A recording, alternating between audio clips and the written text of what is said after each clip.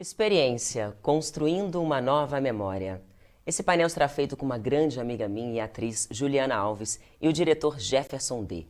Juliana Alves é uma atriz brasileira que começou na TV em Chocolate com Pimenta em 2003 e, claro, em grandes outros projetos, até ser reconhecida por seu desempenho em Duas Caras em 2007, tendo atuado em mais de 20 obras. No cinema atuou em 8 filmes, sendo o último Correndo Atrás, do diretor, até então, Jefferson D.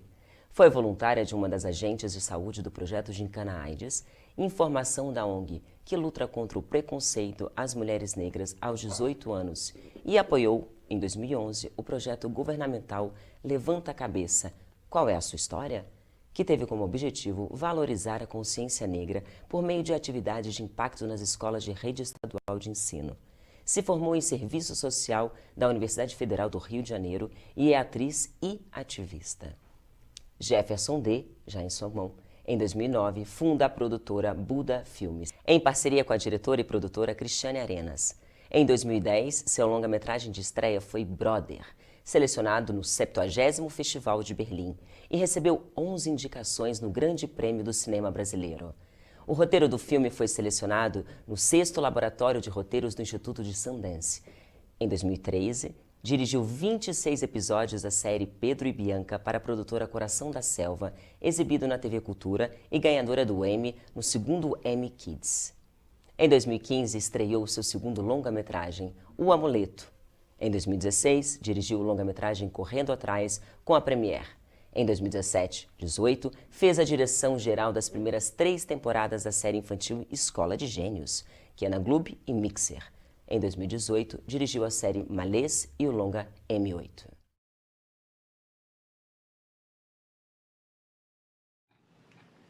Boa noite, voltamos com mais uma mesa. Eu sou a Noemi Oliveira e a gente vai começar agora uma mesa chamada Construindo uma Nova Memória. Eu estou aqui com essas pessoas que me inspiram tanto, esses diretores de cinema, diretor, diretora, atriz, que são assim fontes de muita inspiração. Muito obrigada por terem aceitado o convite de estar aqui com a gente. Eu vou começar com a Viviane Ferreira, presidente da Comissão Brasileira do Oscar, presidente da APAN, Associação dos Profissionais do Audiovisual Negro, e criadora da plataforma Raio, que a gente vai falar já já, com Jefferson D., diretor de cinema, vencedor do Festival do Rio, que concorreu à vaga do Oscar, né, do próximo Oscar, com o filme M8, e também é um dos maiores expoentes de cinema, e com a Juliana Alves, atriz, ativista, que já trabalhou em diversas novelas e filmes e agora está em cartaz online com a peça Novo e Normal. A Juliana também é colaboradora aqui na curadoria do festival. Então, muito obrigada, Juliana, por essa mesa. A Juliana está aí fazendo história também aos nossos olhos. Que bom ter você aqui, Juliana, nesse festival, trazendo a gente as nossas narrativas pretas para esse festival. Muito obrigada. Hoje é 20 de novembro, né? E chegando em casa da gravação, eu resolvi escrever aqui umas palavras para vocês. Vou ler. A cada 23 minutos, um jovem negro é morto no nosso país.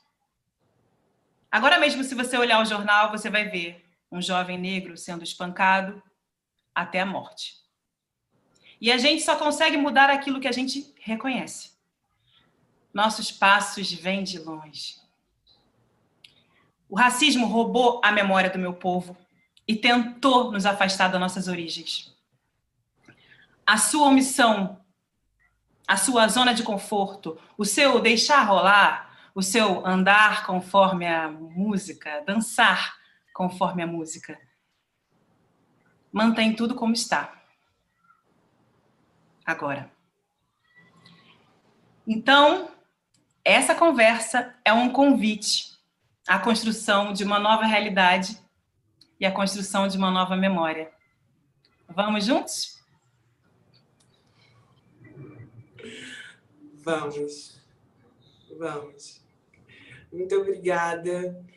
Aproveitando essa fala da Juliana, então, vamos iniciar assim, com uma pergunta para os três. Eu quero saber de vocês sobre como vocês enxergam o cenário atual do cinema brasileiro, como você se enxerga nesse cenário, o que a gente já conquistou, o que ainda falta muito, o que a gente ainda precisa caminhar. Fiquem à vontade. Quem começa? É o mais velho de todos nós. Não, vou fazer só uma introdução aqui, que acho que Vivi vai completar e vai expor de uma maneira muito mais precisa que eu. Mas eu vejo um cenário como nunca vi antes, né, de realizadoras e realizadores. É fato que a internet e os meios tecnológicos de se produzir um filme, né? Hoje em dia é capaz, você consegue fazer um filme com um aparelho de celular, né? Consegue gravar e expor, né, a tua obra em várias plataformas, tal. E eu acho que tem uma coisa que aconteceu que facilitou e que nos ajudou muito nessa questão da tecnologia, que foi os nossos encontros, né? Os nossos compartilhamentos, né? Uhum. Eu falo isso, né? Sou uma pessoa um pouquinho mais de 50 anos e tem essa relação de que na minha infância, na adolescência e na juventude era muito difícil compartilhar as coisas, né? Principalmente eu que não venho de um centro urbano, né? Então era muito difícil conhecer coisas. Para mim, o grande foco de informação e de troca sempre foi a biblioteca, foi a escola. E agora não, agora a gente tem uma rede muito grande, né? Mas, de forma mais concreta, nesse cenário audiovisual, talvez a força mais importante que tenha surgido nos últimos anos foi a criação da APAN, né? Da Associação de Profissionais de Audiovisual Negro, que nos congregou no Brasil com uma potência, com uma força muito grande, para além das individualidades, né? E com isso se fortaleceu uma rede não só de incentivo a cada um a realizar o seu filme, mas de troca mesmo, de troca estética, de trocas de produção, de troca de opinião política, de criações, né? Isso é muito importante, e principalmente de solidariedade, né? De estarmos todos sabendo que o outro existe, o outro, né? A outra de Porto Alegre, outra do Ceará, outra da Bahia, outra de Minas Gerais, do Rio, de São Paulo. E acho que isso, quando eu olho assim, né, dos primórdios do cinema brasileiro, com Benjamin de Oliveira, depois com Haroldo Costa, né, fazendo seus filmes, Adélia Sampaio, eu vejo assim um cenário muito promissor, mas principalmente por causa dessa união que eu acho que existe, né? Essa consciência, né? Falar em consciência negra, essa consciência audiovisual negra, de que eu estou produzindo aqui, mas eu sei que tem um cara na periferia de São Paulo, que tem uma garota lá em Cuiabá, né? Enfim, está todo mundo unido de alguma forma, e essa união eu poderia apontar hoje como a presença da APAN, que a Vivi é uma figura muito importante nesse processo de criação dessa entidade. Resumindo, eu sou muito otimista. Também sou. Massa, Jeff. É muito louco, a gente se une no otimismo, assim, e na crença, né? Porque, e pegando aí esse gancho, eu lembro que 4 anos atrás, quando a gente estava lá, e você também estava, no encontro de cinema negro Zózimo Bubu, e a gente falava do que falta, né? E a gente chegou ali naquela compreensão de que era importante ter uma associação de profissionais do audiovisual negro, e a gente fazia umas conversas, Noêmia, que era assim, tá, mas vai ser uma associação de diretores negros?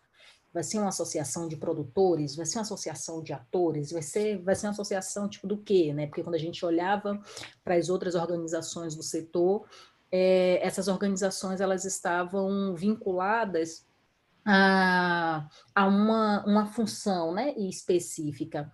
E aí a gente entendeu que o que nos unia era muito mais o pertencimento racial, né, que independente de sermos produtores executivos ou sermos maquinárias ou elétricas, né, no processo de fazer um filme ou qualquer obra audiovisual, né, a marca racial nos acompanha, né? Tipo, o nosso corpo, a nossa melanina, né? O nosso fenótipo nos acompanha, e isso acaba sendo, né, a herança do que nós somos, acaba sendo aí um limitador de avanços dentro do setor audiovisual, porque nós somos o diferente que o poder dominante não quer reconhecer, não quer aceitar. E foi fundamental, assim, a gente entender que precisava de uma organização que colocasse todos os profissionais, independente de qual fosse aí a nossa função na cadeia produtiva, em diálogo. Uma outra decisão, Jeff, que eu lembro e considero tipo muito acertada no nosso processo, foi entendermos que o Brasil é grande demais e que nós pretos e pretas somos muito diferentes entre nós.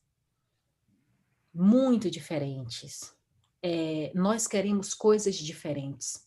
Nós queremos muitas coisas, sonhamos com muitas coisas, e às vezes coisas distintas entre si, e tudo bem.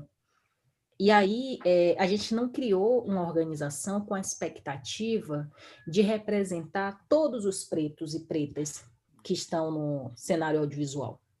A gente já partia do princípio que existia muita gente preta fazendo, que a gente não conhecia todas as pessoas pretas do Brasil que estavam fazendo, e que a gente não queria nem se dar como meta congregar todas as pessoas pretas do audiovisual, porque poderia ser um trabalho da desgrama encontrar tipo todas as pessoas que integram 54% da população e convencê-las a construir uma instituição. E a gente falou assim, beleza, a gente vai construir com quem tiver afim, com quem quiser. Quem não quiser, tudo bem, vai trilhar tipo outros caminhos, e entender que não havia, né, essa disposição e essa obrigatoriedade de querer unificar a gente numa massa, numa coisa só, em um caminho só. Sim, foi fundamental. A gente acreditava inicialmente que seríamos uma organização iniciada por 20 profissionais, que ficaríamos velhinhos, só nós 20, naquele processo. Era pouquinha gente. Era, e a gente brincava com isso, e em 2 meses da organização na rua, a gente chegou a uma marca de um pedido, e eu lembro sempre esse número de 230 novas solicitações de associação, e a gente não sabia o que fazer com aquela quantidade toda de gente. 6 meses depois, éramos 480, e a gente não sabia, tipo, o que fazer. Teve um momento que a gente parou de receber, tipo, filiação, porque a gente não sabia mesmo o que fazer com essa quantidade toda de gente, a gente precisava descobrir o que fazer com isso, e hoje somos exatamente 680 pessoas associadas, assim, tipo, no Brasil todo. E aí, assim, a APAN existir com essa potência só é possível porque existe muita gente preta fazendo. Só é possível muita gente preta estar fazendo porque a gente tem aí um período, né, de 10 a 15 anos de políticas educacionais que permitiram que uma juventude preta pudesse acessar os cursos no ensino superior de audiovisual por meio das políticas de ações afirmativas. E aí, assim, como a gente não anda só, assim, é o mesmo período que Zósimo Bubu cria o Encontro de Cinema Negro Brasil, África e Caribe e outras diásporas no Rio de Janeiro, dizendo para a galera preta, se os outros festivais não estão interessados naquilo que vocês fazem, não tem problema. A gente cria a nossa tela.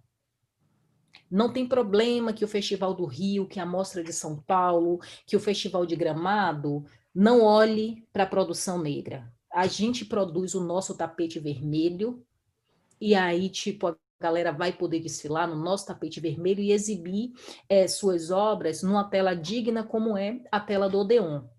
Mas tem uma coisa, a gente não precisa de troféu. A gente não precisa competir entre a gente. A gente vai se encontrar uma vez por ano, todo mundo, para trocar ideia, para trocar ferramenta, para trocar estratégia, para a gente garantir que quanto mais pessoas pretas queiram fazer, mais pessoas pretas farão. E assim, isso é essencial e acho que modifica muito o cenário que a gente tinha no audiovisual e o cenário que a gente tem hoje. Assim, é realmente qualquer mesa, qualquer diálogo que você vai propor com realizadores e realizadoras negras no Brasil vira um grande melodrama, porque a gente se ama tanto que vira uns processos de rasgação de seda, de tô com saudade, de te amo, ai, aquele seu trabalho, porque a gente aprendeu a fazer isso no encontro de cinema negro e fazer isso de um lugar muito tranquilo. E não é dizer que tudo que Jeff colocou na tela eu goste não e vice-versa, mas a gente aprendeu a se comunicar e a falar sobre os nossos trabalhos, tipo, de uma maneira que seja na direção do aprimoramento e não na direção da violência, né? Não na direção da crítica que você viola a segurança da outra pessoa e seguir arriscando e experimentando para fazer. E aí modifica o cenário como um todo, porque a branquitude, sobretudo, não está sabendo lidar com essa gente que faz cinema de uma outra perspectiva, com essa gente que faz cinema sem acessar, sem dominar o poder econômico, e essa gente que faz cinema sem interesse em espisotear o coleguinha, sabe? Fica feliz pelo cinema que faz, e fica muito feliz pelo cinema que os coleguinhas também fazem. E aí acho que a gente está, de alguma maneira, apresentando, né, uma outra tecnologia social para o setor audiovisual brasileiro, e eu espero que eles aprendam com a gente e dividam o poder econômico, porque tá foda fazer sem dinheiro. Sim. Tá puxado, né? Tá puxado. Eu só queria pegar só ilustrar uma coisinha que bonita, assim, que é esse lugar do afeto, né, do Centro-Afro Carioca, né, desse encontro dos Osmo, né, assim, sempre foi esse encontro incrível. E quando a gente fala esse encontro do afeto, é um afeto não só entre nós, produtoras e produtores brasileiros, mas com irmãos dos Estados Unidos, do Caribe, realizadores africanos. Não sei como, mas a barreira da língua sempre a gente conseguiu. Cara, você está meia hora conversando com francês ou com americano ali, cara, mas sempre rolou, né? Então, e eu me lembro assim de discutir com os Osmo. Eu falei, Osmo, mas tem que ter troféu, tem que ter uma premiação, uma coisa, que é tanto esforço para realizar um filme, né? E a ideia que para mim foi construída era de festival, né? O de mostra, era sempre ter uma premiação, ter uma coisa. E os Osmo falou, não, aqui é outro lugar, aqui é um outro. E eu levei um tempo para entender qual era a jogada dele. Eram duas brigas que eu tinha com ele. Uma era de ter premiação, que eu falava, não, a competição é boa, né? Porque, né, tem essa coisa de a gente tem que, quando você vai escolher melhor atriz, melhor ator, você compara, e essa comparação às vezes é muito rica, né? Mas ele apostava no outro caminho. E ele estava certo mesmo. Porque se a gente quer competição, vai para o Festival do Rio, vai para Brasília, vai para Gramado, tem um monte de lugar aí para você competir e tal. Isso era uma coisa. E a outra que eu sempre briguei com ele, Vivi lembra disso, que é dele chamar de Centro-Afro Carioca. Eu achava um disparate, cara. Falava, Osmo, não, cara, o bagulho é do Brasil, que carioca é esse, cara? Então, isso ele nunca me respondeu, e isso eu falei, ele estava errado. Ele estava errado, né? Porque ele é um negócio muito maior do que a palavra carioca. Ele criou um centro, eu não sei, acho que é mundial mesmo, não sei, da diáspora negra, centro americano, né? Nesse sentido de congregar todas as Américas. Enfim, não sei o que ele criou, mas é muito maior do que o Centro-Afro Carioca. É isso, a gente se uniu nessa batalha, porque eu, como uma boa baiana, né, tipo... E eu paulista. É isso. Olha aí. Mas ele morreu e não resolveu. Toda vez que acontece, né, o encontro, parece que impulsiona, né, a cena do cinema negro, você vê tanta gente preta de tantos lugares do Brasil e de tantos países produzindo, realizando lindamente, e aí você vê assim, cara, essa galera tá toda aí, tá viva, tá pulsante, e aí te dá mais força mesmo para realizar, sabe? A gente percebe, né, como faz diferença quando a gente dá protagonismo, quando a gente vê o protagonismo, não é com representatividade, é quantidade, veja, é muito mais do que isso, né? Assim, e é super importante, assim, para mim que sou atriz, é um gás, assim, é uma luz. É a festa da troca, né? Tem caminho. Exatamente. Não, e, assim, e o encontro, assim, Ju tocou numa coisa que tipo, é muito massa, que é a parada do casting dos filmes, né? Tipo, nós diretores e pá-diretores, a gente vai pro encontro, tipo, na expectativa de encontrar com as atrizes e com os atores que a gente deseja para o próximo filme. E é muito mágico, é porque é real, sei lá, eu tive a possibilidade de convidar a Léa Garcia para o meu filme no encontro.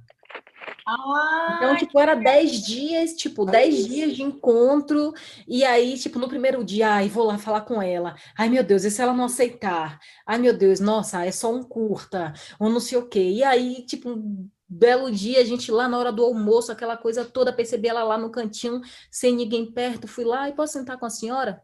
Não me chame de senhora. Digo, eita porra, aí você já chega perdendo, né? Aí você já chega perdendo. Você está falando do dia de Jerusa. O dia de Jerusa. O curta é o dia de Jerusa e o longa é o dia com Jerusa. E eu tive a honra de estar ali na primeira fila assistindo. E foi uma das coisas mais lindas, assim, essa homenagem, né, feita à nossa deusa Léa Garcia, que inclusive está aqui, né? Tá lindíssimo na sua camisa aí. E fala um pouco, então, desse processo, desse filme. Você primeiro realizou o curta, depois o longa, né? É isso. E aí, assim, tipo, quando eu falei com a Léa a primeira vez, foi para convidar para o curta. E tava assim, e eu sou disciplinada, tipo, com a parada, né? Então, assim, beleza, vou falar com a atriz, tipo, do porte da Lei, então, sabe, vamos imprimir o roteiro, deixar, tipo, encadernado, bonitinho, e, sabe, treinar na frente do espelho para fazer o convite, aquela coisa toda. E falei para ela, deu ela, claro, garotinha, por que não? Por que não fazer? Quando que a gente vai gravar? Eu digo, então, é que eu ainda não tenho dinheiro. Então, assim, e aí eu demorei 2 anos para captar o recurso para fazer o curta, sabe? Foram 2 infinitos anos. E durante esse processo, assim, os 2 anos de tentando captar, a gente teve aí 2 anos de encontro de cinema, e todos os anos. No ano seguinte, eu fiz o convite em um ano, no ano seguinte eu ainda não tinha captado o dinheiro, cheguei como no Rio, com vergonha. Então eu ficava olhando, a Léa Garcia vai entrar por qual porta do Odeon? Ela entrava por um, eu entrava tipo pela outra e tal. Mas em algum momento ela me achava e ela dizia, garotinha, e o nosso filme? E aí eu, não, tá, a gente vai fazer, tá tentando captar ela, tudo bem, eu tô querendo muito viver essa personagem, eu sou apaixonada por Jerusa, eu quero viver Jerusa. Eu tava pensando sobre isso, sobre aquilo, e eu falava assim, mano, agora eu preciso captar esse dinheiro. Porque 1 ano depois, e Léa Garcia tá pensando sobre a personagem, e ela tá, tipo, me dizendo que tá trabalhando na construção da personagem, sabe? No ano seguinte, a mesma coisa, sabe? E ainda não tinha essa grana. Quando a grana veio, falei, pronto, agora vamos ver se ela ainda vai querer, né? Tanto tempo depois. E ela estava pronta, estava tinindo, assim. E aí é um lugar de se trabalhar com a Léa, tipo, um lugar de generosidade, saca? De entrega e de compromisso, sabe? Muito grande, porque ela sabia que se em algum momento ela tivesse uma postura que desconfiasse da minha possibilidade e capacidade de fazer, aquilo poderia me quebrar, sabe? E aí ela foi para o lugar de ancestral, ela foi para o lugar de mais velha, com a sapiência que ela tem, de a todo tempo, a cada encontro, assim, me fazer crer que a história era uma boa história, que a história, tipo, era possível, que fazia muito sentido para ela. E, óbvio, para a gente ir buscar o dinheiro para fazer a história, né? Quando a gente vai pro longa, aí E já eu um pouco mais amadurecida com o processo narrativo e tal, eu decido, obviamente, mudar um monte de coisa na história, porque o desejo de contar já era o desejo de contar outras coisas, já era tocar em outras sensações, e aí, tipo, novamente, pensar, tá, eu vou modificar aqui um monte de coisa e tal, será que Leia vai topar? Só teve uma coisa que ela não topou, que foi subir no telhado. Assim, porque tinha lá uma cena que Silvio e Jerusa trocavam uma ideia no telhado da casa, era real. E aí ela falou assim, Vivizinha, a chikungunya acabou com o nosso roteiro. Eu falei, o que foi, Léo? Sabe a cena do telhado? É linda, mas com as pernas assim, por conta da chikungunya, eu não vou conseguir. Porque aí eles vão ter que fazer uma escada, fazer um não sei o quê, ou será que a gente sobe de andaime? Porque na casa que é de Jerusalém não vai dar nem para eles construírem um andaime. E aí, assim, a gente reviu o roteiro, mas, assim, uma generosidade, uma entrega, sabe, um desejo de viver, de inventar e de construir aquele mundo com a gente, impressionante. E aí diz pra gente que esse tipo não tem limite para sonhar, sabe? Não tem limite para sonhar e não tem limite para sonhar quando sonhamos juntos, assim. Então, trabalhar com Léa, trabalhar com Pitanga, com a Val Soriano no processo do filme foi fundamental, assim. E destacar também tipo uma outra parcela, uma outra faceta, né, da generosidade. A possibilidade de antes de ir para o set, trocar ideia com o Jeff, trocar ideia com o Joelzito, sabe? Tipo, trocar ideia tipo, com uma galera que já tinha ido para set de direção de longa antes de mim, de um lugar muito próximo, muito tranquilo, comendo uma feijoada ali no Central Carioca de Cinema, assim, foi fundamental e determinante, assim, para ir de um lugar relativamente tranquilo e seguro. E aí acho que o encontro acaba sendo um lugar que transforma mesmo a forma como os diversos filmes pretos têm nascido no Brasil. Olha, eu queria que vocês falassem um pouquinho, Jefferson e Viviane, como que vocês chegaram na direção? O que levou vocês a se tornarem quem vocês são hoje, diretores muito importantes no nosso cenário brasileiro de cinema? Bom, nessa área cinematográfica eu nunca quis assim ser outra. Sempre quis ser diretor mesmo, né? Eu sou uma pessoa que entrei na universidade, entrei em filosofia e depois fui fazer cinema. E ali nunca tive aula de direção. Nos 4 anos que eu fiquei cursando ali, eu não me formei, eu acabei saindo da universidade antes de me formar, porque tinha ganhado alguns prêmios, minha filha mais velha tinha nascido, enfim, toda aquela dificuldade em permanecer na universidade, tudo isso eu tive, né? Mas aí comecei a ganhar uns prêmios para fazer o filme, e aí eu fui obviamente, acabei não terminando a universidade, não acabei o curso de cinema. Mas 2 coisas me chamavam muita atenção naquele processo, que era a montagem, a edição. Eu sempre fui uma pessoa que montei e editei os meus filmes, né? E raramente eu não fiz isso, mas em geral faço, né? Trabalho na edição do filme. E a outra era a direção. Então, desde ali da faculdade, ali, tinha esse lugar da direção, que eu sempre achei muito mágico, né? Dessa coisa do comando, né? Vou falar aqui uma besteira, mas é um pouco isso, é meio Deus ou deusa, né? Vamos dizer assim, que você pode matar alguém, você deleta uma linha e fala assim, agora tomou tiro, não vai mais tomar tiro, não, deixa esse personagem até o final.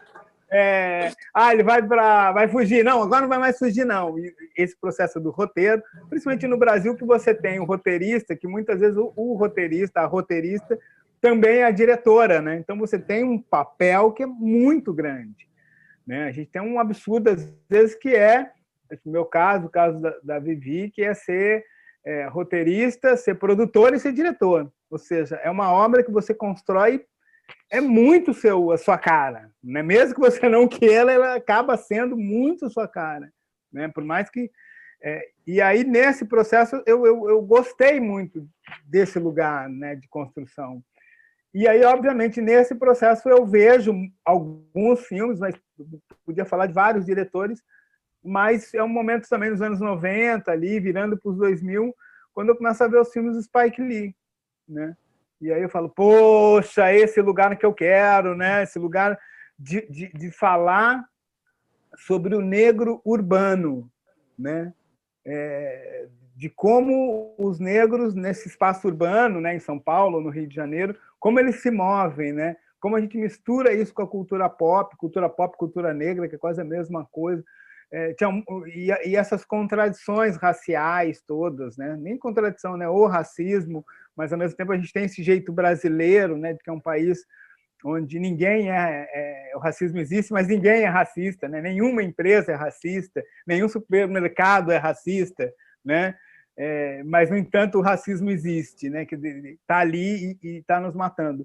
Então, esse retrato, principalmente que eu vi, falo isso porque foi um divisor de águas mesmo, quando eu vi Faça a Coisa Certa, eu falei, poxa, eu quero ser diretor, porque eu queria produzir assim, queria fazer filmes assim, que falassem disso, que falassem sobre afeto, que falassem sobre o ódio, que falassem sobre o nosso ressentimento, a nossa busca pela liberdade, enfim, uma série de questões dentro desse espaço urbano, né?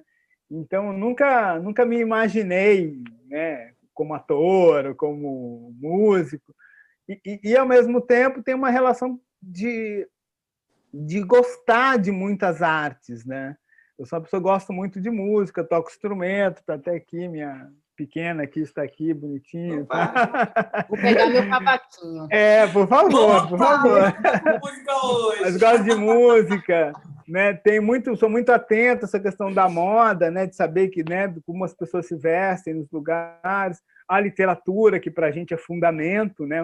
Ler muito, né? E, sobretudo, trabalhar em adaptações, muitas vezes trabalhar em adaptações, e essa admiração pela interpretação, né? Não como ator, mas admirando meus amigos que trabalham nesse lugar que é das artes cênicas, né? Então, eu, como diretor, consigo trabalhar com tudo isso, né? Com a música, com a moda, com a arquitetura, com a cenografia e, obviamente, mais importante, com a interpretação.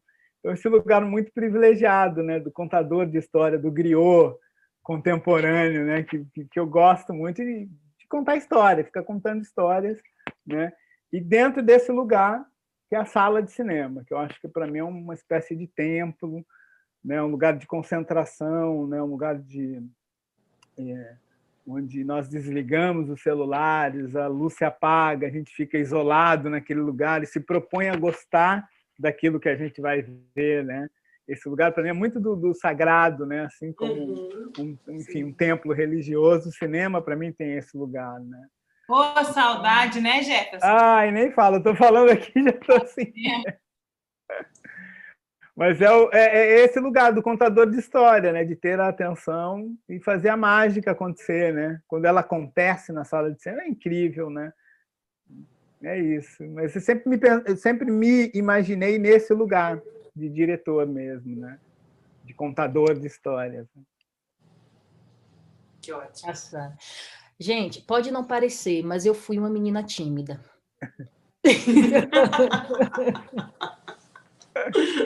Eu fui uma menina tímida, e aí, quando entendi o cinema como possibilidade para mim, a primeira coisa que eu desejei fazer foi direção de arte.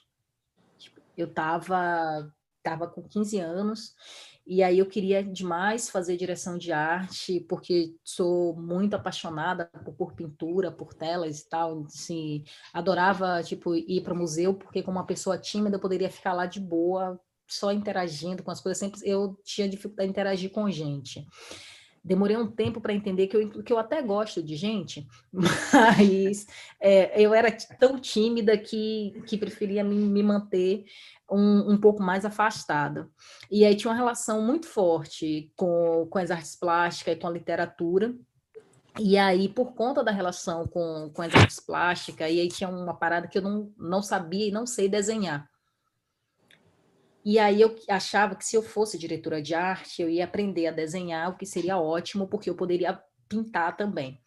E fui fazer uma oficina com a Vera Hambúrguer, em Salvador, durante o Festival do Minuto. E ela falando do processo de direção de arte do Amarelo Manga, e assim, nunca vou esquecer, e ela falando quanto ela empregou ali no processo saberes da arquitetura. E aí eu falei, fudeu, mano, eu vou ter que fazer arquitetura para depois ser diretora de arte, eu não quero ser arquiteta, não. Aí na sala Walter da Silveira eu falei, velho, não vai ser direção de arte, não quero. Qual é outra coisa que eu posso fazer, tipo, nesse lugar? Eu falei, massa, eu gosto de escrever, então eu vou ser roteirista. E ela de sair, assim, e trocar muita ideia com o Luiz Orlando, trocar ideia com a Fátima Frois em Salvador e falar, mano, tipo, eu vou ser roteirista, eu vou ser um roteirista preta foda, e é isso, eu quero estudar cinema porque eu quero fazer, tipo, uns roteiros, tipo, muito foda sobre as nossas histórias e tal. E vim para São Paulo estudar cinema na chave de voltar para Salvador uma roteirista. Acontece que durante o processo de formação a gente vai descobrindo um monte de coisa, né? E aí tinha uma dicotomia que era na escola de cinema, onde eu formei, a gente gravava a cada 15 dias uma coisa diferente. E aí os meus amigos eram tipo essas pessoas que os pais tinham helicóptero, que nas casas lá em Barueri, né, a galera tinha sala de cinema em casa, que recebia os filmes que iam estrear via sinal de satélite. Então, assim, tipo, os meus colegas de escola de cinema, eles tinham exatamente as mesmas condições que os meus vizinhos em Salvador, digamos assim. E aí, as realidades eram muito distantes. Eu escrevia os roteiros, recebia 10, se a nota principal fosse 11, eu receberia 11, do ponto de vista de estrutura, mas na hora da turma escolher o que ia gravar para aquela quinzena, nunca eram as minhas histórias que eram escolhidas. E aí a gente gravou coisa do tipo, um Jaguar veio de lá para cá e colide com a Ferrari, sabe? E a gente tinha que bancar essas paradas. E alguém dizia, ah, meu tio tem um Jaguar, não, meu tio tem a Ferrari, e aí a gente vai fazer isso. E a gente conseguia trabalhar ali a fotografia para simular que uma Ferrari e um Jaguar estavam colidindo em pleno Oscar Freire, em São Paulo, mas a turma não via como possibilidade gravar nenhuma história em que você tinha senhorinhas pretas vestidas de branco fazendo ciranda com algumas crianças. Sabe? Tipo, não fazia sentido. E ali eu fui entendendo que se eu quisesse contar as minhas histórias, eu iria precisar dirigir e produzir as minhas histórias. E vem, assim, e é desse jeito, né, que vou chegando na direção e me apaixonando, assim, acho que quando entendi isso, e aí me dediquei a estudar mais a direção e entender, assim, o como fazer, fui para um lugar muito similar ao do Jefferson, e já sou pisciana, então esse negócio de brincar de ser deusa já ajuda bastante, que é essa coisa de, tipo assim, cara, tipo, é isso, dirigir, se você roteiriza e dirige, acabou, você é mais do que Deus. Porque você consegue ser Deus e o diabo. Então, assim, você consegue congregar no mesmo corpo, assim, as habilidades de Deus aí do demo, você não quer mais abrir mão disso. E acho que a direção tem essa potência, né? E, além disso, assim, e tem dito muito que, para além de todos os desejos que a gente consegue realizar do ponto de vista de construções imagéticas e narrativas, tem um lugar na direção que é o de você conseguir conduzir os processos de maneira humana.